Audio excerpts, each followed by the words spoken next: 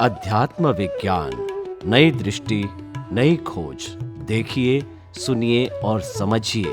अध्यात्म विज्ञानी पूज्य स्वामी श्री कमलेशानंद जी के निर्देशन में सनातन सत्य का अनुसंधान कर जीवन को प्रकाशित करें।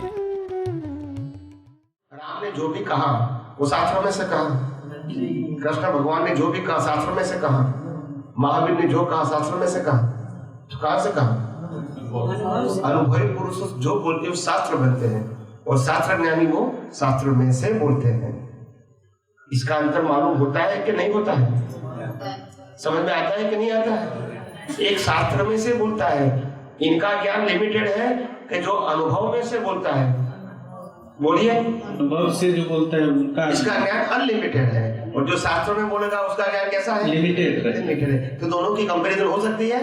नहीं हो सकती है। दोनों अपनी जगह पे सही है, मगर कंपैरिजन किसी को गलत कहने की बात नहीं है, मगर दोनों के साथ कंपैरिजन नहीं हो सकती है। एक का ज्ञान का आधार ही किताब है और एक का ज्ञान का आधार ही अनुभव है। आप इसको कंपेयर कैसे करोगे? एक जो बोलता है स्वयं, इसे किताब बनती है, शास्त्र बनते हैं, और एक शास्त्र में से बोलता है। अब ये दोनों का कंपैरिजन कैसे कर सकते हैं? हो सकता है एक स्वयं को होता है और एक परंपरागत बातें करते हैं। क्या करते हैं? यस स्वामी जी, जय सच्चिदानंद। अभी बहुत एक जिज्ञासा उठ रही है कि आपने अभी मोक्ष की बात थोड़ी देर पहले की। मोक्ष है, इस जीवात्मा का मोक्ष हो गया, मतलब शरीर का आवागमन बंद हो गया जी। तो ये मोक्ष होने पर ये जीवात्मा की स्थिति क्या होती है, कहाँ रहती है? सभी जीव अगर मोक्ष पा जाए तो सबके अंदर जीवात्मा है, तो वो जीवात्मा कहाँ पे रहेगी, उसकी स्टेटस क्या होगा, कहाँ जाएगा? मैं आपको ब्रीफ में बता दूं, बहुत डीप सब्जेक्ट है, इसके लिए आपको बहुत कुछ जानना पड़ेगा, मगर मैं आपको शॉर्ट में बता दूं। ये जो पूरा ब्रह्मांड है, यूनिवर्स, ये यूनिवर्स के अंदर 3 हिस्सा है। कितना हिस्सा है? 3 हिस्सा, 3 पार्ट्स। एक है निगोद, जहां रो आत्मा समझते हैं? जैसे कॉली के अंदर रो गोल्ड होता है, रो गोल्ड समझते हैं ना? जो क्वारी के अंदर से पत्थर काट के हम इसका ज्वेलरी नहीं बना सकते। बना सकते हैं? क्यों नहीं बना सकते? रो गोल्ड है, इसको प्रोसेस करके शुद्ध गोल्ड बनाना पड़ता है, और बाद में आप इसका ज्वेलरी भी, ये प्रोसेस की बात करता हूँ। ऐसे एक यहाँ निगोद है, मतलब वो रो सोल है। सोल मतलब आत्मा, मगर रो फॉर्म में है। क्या है? बिल्कुल डेवलपमेंट नहीं है। क्या नहीं है? मगर वो बॉडी के साथ है। क्या है? मगर वो वन सेंस है। वन सेंस समझते हैं ना? एक इंद्रिय, मगर वो भी इंद्रिय इनएक्टिव फॉर्म में है। क्या है? इसीलिए रो फॉर्म बना। क्या बोला? एक इंद्रिय भी इनएक्टिव है। ये झाड़ भी एक इंद्रिय है, मगर वो एक्टिव है। इनको फील होता है। क्या होता है? इसको फील हो नहीं होता है। तो ऐसा निगोद है, वो एक फील्ड है जहां रो फॉर्म में सोल है। दूसरा है 3 लोक। क्या बताते हैं? मध्य लोक, ऊर्ध्वलोक और अधोलोक। ये 3 लोक है। ये दूसरा पार्ट है। इसमें भी अलग अलग प्रकार के जीव हैं, एकेंद्रिय से लेके पंचेंद्रिय तक, फिर मनुष्य, फिर नरगति, फिर देवगति। ऐसे 3 प्रकार के अलग अलग प्रकार के जीव है। इसके अंदर भी क्या है? आत्मा है, मगर रो फॉर्म से डेवलप है। क्या है? रो फॉर्म से डेवलप है। और तीसरा, जो व्यक्ति मनुष्य भाव के अंदर सभी प्रकार के अज्ञान को खत्म कर देता है, सभी प्रकार के अज्ञान को, और खुद की अनुभूति कर देता है, तो उनके लिए सिद्ध क्षेत्र है निगोद, लोक और अलोक। लोकालोक से पर। समझ में आ गया? 3 बात समझ गए? एक रो फॉर्म है, यहाँ जन्म मरण की बात है, यहाँ 4 गति की बात है, और यहाँ 4 गति से ऊपर, बाद में गति बंद हो जाती है। समझ में आया कि नहीं? तो इस प्रकार का बात है, बहुत बड़ा सब्जेक्ट है। ये जो आत्म तत्व है अपने अंदर, जीवात्मा जिसको बोलते हैं, वो उसका स्वरूप शुद्ध सच्चित आनंद स्वरूप है। तो वो रो गोल्ड लेवल बदल गया, फिर थोड़ा सा अपग्रेड हुआ, फिर वो शुद्ध बन गया। तो ये भी शुद्ध अशुद्ध होने का उसमें गुण होता है क्या? वो शुद्ध अशुद्ध होने का गुण होता है क्या, बताऊं मैं आपको कि बंद कर दो इसको। हाँ, कि जो मूल आत्मा है वो कभी अशुद्ध होता नहीं है, मगर उसके ऊपर जो आवरण है वो आवरण के आधार से वो शुद्धता की अनुभूति नहीं होती है। फिर बाद में जब व्यवहार राशि में आते हैं तो एकेंद्रिय में भी उसको फीलिंग होता है, ये वन सेंस का। फिर एकेंद्रिय से लेकर पंचेंद्रिय तक का डेवलपमेंट होता है, इंद्रिय ज्ञान का विकास। फिर मनुष्य में आता है तो बुद्धि मिलती है, फिर बौद्धिक ज्ञान का विकास होता है, और फिर बुद्धि इतनी बढ़ जाती है जो पाना चाहते वो पा सकते हैं, ऐसी मैच्योरिटी आ जाती है पुण्य के आधार से। फिर उसको समझ में आता है कि मैंने जो सब कुछ पाने का बात किया था सुख पाने के लिए, ये सब कुछ मैंने पा लिया। बाद में अनुभव हुआ कि सब कुछ पाया है, इसमें से कोई भी चीज में हम सुख की अनुभूति नहीं करते, मतलब ये सब कुछ के अंदर सुख है नहीं। फिर बाद में वो प्रार्थना करते अंदर, स्वयं प्रार्थना करते हैं कि हे परमात्मा, अगर सच्चा सुख कहाँ है वो मेरे को बताने के लिए कोई अनुभवी ज्ञानी पुरुष मिल जाए तो मैं उसी रास्ते पर आगे चलूं। क्योंकि अभी तक तो मैं बुद्धि से मानता था लक्ष्मी में, साधन में, संपत्ति में, सत्ता में, संबंधों में सुख है, मगर ये सब कुछ मिलने के बाद भी अनुभव हुआ कि मिलने के बाद भी सुख तो मतलब सुख कहीं और जगह पे है। तो फिर वो भाव करते हैं, फिर पुण्य के आधार से ज्ञानी मिलते हैं, इसको दृष्टि देते हैं कि सुख तो बाहर नहीं अंदर है। फिर वो अंदर प्रयास करते हैं और एक दिन वो मुक्ति की ओर चले जाते हैं। इसमें भी प्रोसेस होती है, हर बात में प्रोसेस तो होगी, मगर मैंने बिग फॉर्म में स्टेप बताया है, आप समझे ना। तो ये प्रक्रिया इस प्रकार से होती है। तो यहाँ कोई चमत्कार की बात नहीं है। जिज्ञासा हो गई, जिज्ञासा के बाद जिज्ञासा हो गई, जैसे मुक्ति हो गई इस जीवात्मा की, उसका जन्म मरण नहीं होगा, और तो वो शुद्ध आत्मा कहीं वहीं पर स्थित हो जाती है बस, और दूसरे जीवन में प्रवेश नहीं कर पाती वो, जरूर नहीं ना। तो ऐसे जन्म कैसे लेंगे? या ऐसी ही शुद्ध आत्मा जो एक स्थिति पहुंच गई, उसकी जो पुनर्जन्म नहीं होता या देहधारी नहीं बन सकता, तो वो शुद्ध आत्मा कहाँ पर रहती है, उसका स्वरूप कहता है, उनका ठिकाना क्या होता है? मैंने कहा ना सिद्ध क्षेत्र। सिद्ध क्षेत्र जहाँ जन्म मरण है ही नहीं, जहाँ ये अवस्था है ही नहीं, तो सभी लोग पहुंच जाए उस सिद्ध क्षेत्र में, तब तो फिर मनुष्य का जन्म होगा ही नहीं हम लोगों में। आपने कहा सभी लोग पहुंच जाएंगे, तो मगर ऐसा पहुंचेंगे तो आप जैसे महात्मा जी मिले, स्वामी जी मिले और लखा दिए आपने, और हम लख गए, तो फिर हमारा जन्म मरण नहीं होगा। इसके बाद सभी जितने भी भक्तजन है वो जन्म मरण के से चक्कर से मुक्त हो गए, तो ये फिर संसार में सृष्टि कैसे बनेगी? मैंने यही कहा ने कि कितने भी महान पुरुष आएंगे और जाएंगे, कितना सफल होंगे, ये तो व्यक्तिगत बात है। देने वाला कितना भी समर्थ होता है, मगर लेने वाला अगर इसको डाइजेस्ट नहीं कर पाता है तो देने वाला क्या कर सकता है?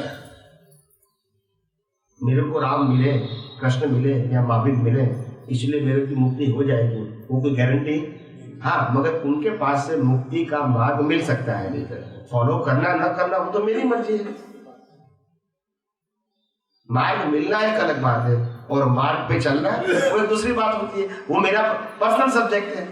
देना उनकी कैपेसिटी है, मगर फॉलो करना वो तो मेरी बात है ना, मैं नहीं करूंगा तो अपनी बैठो। हाँ। अगर कोई व्यक्ति कहेंगे कि भी आप स्कूल में जाओगे, कॉलेज में जाओगे, तो आपको डॉक्टर बनना है, चार्टर्ड अकाउंट बनना है, इंजीनियर बनना है, लॉयर बनना है, तो आप फर्स्ट ला सकते हैं, बराबर है। मगर कितना मेहनत करोगे वो तो आपके ऊपर निर्भर है। तो सभी का तो नहीं आता है, क्यों नहीं आता है? और फेल भी होते हैं। तो सर मतलब जो लोग जन्म लेते पढ़ाने हैं, वाले तो पीछे सही है, वो नहीं मानते कि मैं फेल करूँ आपको। ये एक जिज्ञासा होती है सर कि जो लोग जन्म मरण में आ रहे हैं, जन्म बार बार जन्म ले रहे हैं, वो लोग मतलब जाहिर नहीं किए या प्रयास नहीं किए या उसी स्थिति में रहने की इच्छा मतलब करते हैं, इसलिए संसार जो का त्यों कायम है। मतलब ये हम लोग मुक्ति नहीं चाहते, इसका मतलब है। चाहते नहीं है, नहीं चाहते तो है, उस मार्ग पे चलना नहीं चाहते। मार्ग पे चलना सभी लोग चाहेंगे स्वामी जी, ऐसा लगता है। और चाहेंगे तो परिणाम आएगा। सब लोग चाहते हैं कि मैं मुक्त हो जाऊं आवागमन के चक्कर से। वो देखो, हर लोग ऐसा नहीं है कि नहीं चाहते, मगर सभी लोग मुक्ति का चाहने के साथ कंडीशन होती है। क्या होती है कंडीशन? समझते हैं कि मैं अब जो पति बन जाऊं, बाद में मेरे को मुक्ति चाहिए।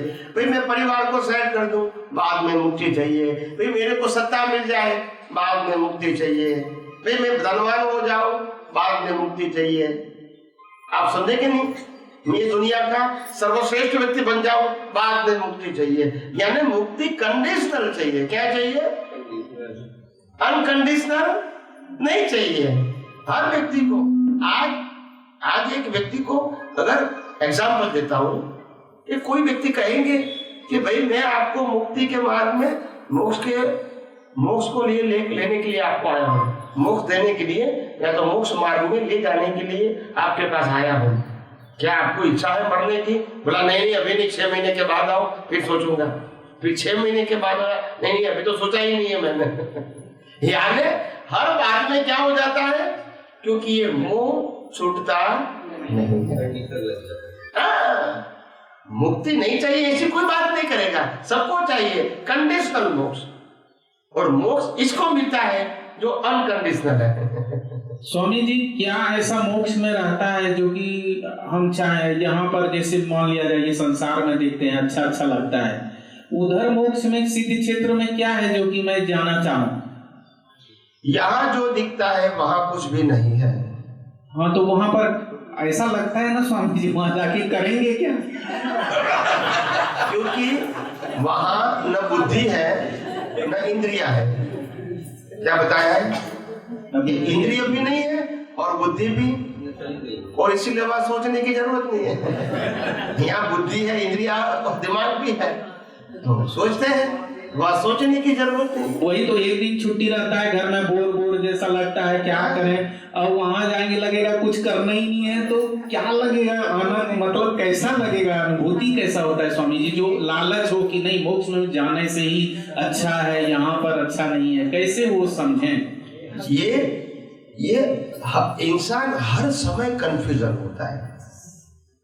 जब पहले बच्चा होता है तो बोला मैं बड़ा हो जाऊं फिर ऐसा करूंगा, फिर बच्चे से बड़ा हो जाता है पढ़ाई करके, फिर कहता है नहीं अभी मैं पैसा वाला बन जाऊंगा, फिर मैं बड़ा सब कुछ कर सकता हूँ, फिर पैसा भी प्राप्त करता है, बोला अभी भी मैं बड़ा हूँ ऐसा नहीं लगता है, फिर कहता है मैं शादी कर लेता हूँ फिर बड़ा हो जाऊंगा दुनिया में, फिर बच्चे भी हो जाते हैं, फिर उसको लगता है अभी कुछ ज्यादा करने की जरूरत, इनको 4 को संभालो बहुत बड़ा हो गया। तो ये सोच होती है, क्या होती है, बड़ा क्या बनना है? ये दुनिया में बड़े कौन है वो तो बताओ।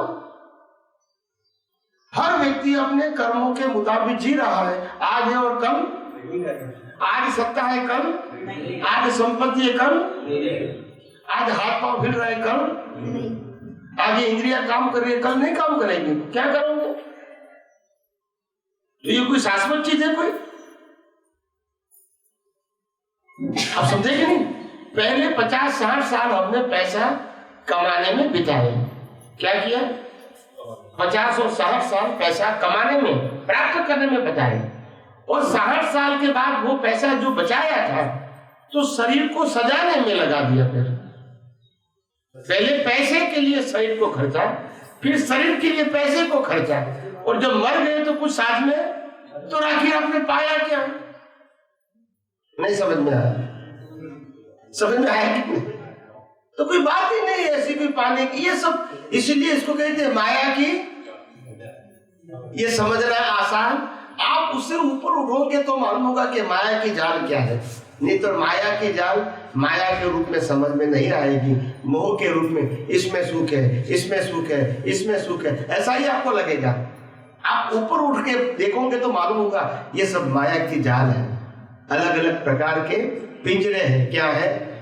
पिंजरे हैं। ये आनंद जो होता है ना, आज संसार में जो आनंद है ना, वो पिंजरे का आनंद है। किसका आनंद है? किसका आनंद है? हाँ, ये सच्चा आनंद नहीं है।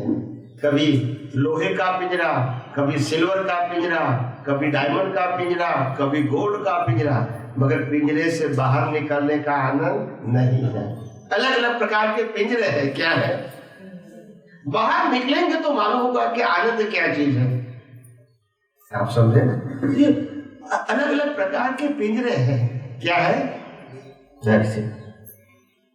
बाहर निकलना इतना आसान नहीं है। जहां तक सच्ची समझ नहीं आएगी, सच्ची दृष्टि नहीं मिलेगी, सच्ची सोच नहीं रहेगी, बाहर निकलना आसान नहीं है। एक पिंजरे में से दूसरे पिंजरे, दूसरे पिंजरे में से तीसरे पिंजरे में जाता है। तो जब पिंजरा छोड़ता है तो उनको लगता है हाँ छूट गया, मगर नया पिंजरा आया वो समझ में है, फिर उससे कम डालता है, फिर तीसरा पिंजरा। मैं जीवन में यही देखता हूँ। हर व्यक्ति क्या करती है अपने जीवन में, व्यवहार की बात तो छोड़ दो, मैं धर्म की बात करता हूँ। लोग क्या करते, भाई हमने 25 साल राम कृष्ण और महावीर को भजना किया, अभी तक कुछ पाया नहीं, चलो कोई और गुरु को मिल लेते हैं, वहां जाते हैं, इससे कंटाल गए तो उसके पास जाते हैं। 1 2 3 5 साल तो लगता है कि कुछ नई चीज होती है, थोड़े समय के लिए आनंद आता है, फिर जैसे जैसे पुराने होते हैं पूरा यह है, यही संसार है, यही राग द्वेष, यही कसा है, यही ककरा है, यही मेरा तेरा, तो वहां और हम कोई पढ़, फिर तीसरी जगह जाता है, फिर चौथी जगह, ऐसे पिंजरा परिवर्तन करते हैं, मगर शाश्वत की खोज नहीं करते हैं। पिंजरे से बाहर कैसे निकले वो नहीं सोचते हैं, नया पिंजरा ढूंढते हैं। क्या करते हैं? पिंजरा। मुक्ति का मार्ग है पिंजरे से बाहर निकलना। क्या बताया? पिंजरा का मतलब है रिलेटिव सत्य। क्या बताया? और पिंजरे से बाहर निकलने का मतलब है सनातन सत्य को पहचानो। वो कोई पिंजरा नहीं है। रिलेटिव सत्य तो पिंजरा ही है, एक या दूसरा, इसमें से बाहर निकलना आसान नहीं है। और मैंने यही कहा, ज्ञानी पुरुष दादा भगवान, इन्होंने आध्यात्म विज्ञान की बात कहा। भले उन्होंने टाइटल दिया अक्रम विज्ञान, मगर उन्होंने आध्यात्म विज्ञान की बात कहा और सिर्फ वो विज्ञान ही पेश करना चाहते थे, मगर लोग इनको समझ नहीं पाए। क्या बताया? और इसीलिए फिर उसको ये रिचुअल्स देनी पड़ेगी। तो लोगों ने क्या समझा, रिचुअल्स ही साइंस है, बस ये गलती हो गई। आप समझे कि नहीं समझे? तो फिर वो अपने आप क्या बन गया? फॉर्मेट बन गया। क्या बन गया? फिर वहां साइंस ढूंढोगे तो साइंस नहीं है वहां। हर धर्म की तरह ये क्या बन गया? फॉर्मेट बन गया। हर धर्म में क्या होता है, एक भगवान का टाइटल होता है कि नहीं होता है? यहाँ भी भगवान का टाइटल रखा है।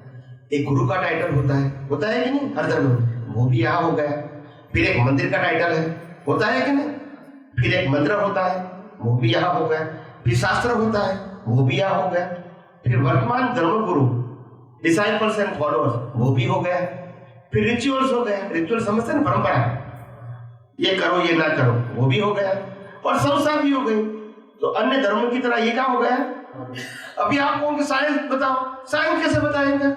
वो तो ये कहेगा कि फॉर्मेट को फॉलो करो, साइंस की बात मत करो। हर धर्म वाले क्या कहेंगे, भैया फॉर्मेट को क्या करो, इसको भगवान मान के आगे चलो, इसको ही गुरु मान के आगे चलो, यही मंत्र को, यही मंदिर में जाओ, यही मंत्र को बोलो, यही शास्त्र पढ़ो, यही रिचुअल्स को फॉलो करो, यही कहेंगे ना, यही संस्था को फॉलो करो। तो ये क्या हो गया? फिर आप होंगे विज्ञान। विज्ञान कहाँ होगा? ये तो फॉर्मेट है। फॉर्मेट का मतलब एक फॉर्मेट में से आप दूसरे फॉर्मेट में गए, दूसरे में से तीसरे में गए, इसमें विज्ञान कहाँ मिलेगा? फॉर्मेट का मतलब ही रिलेटिव सत्य। क्या बताया? वो सनातन सत्य नहीं है।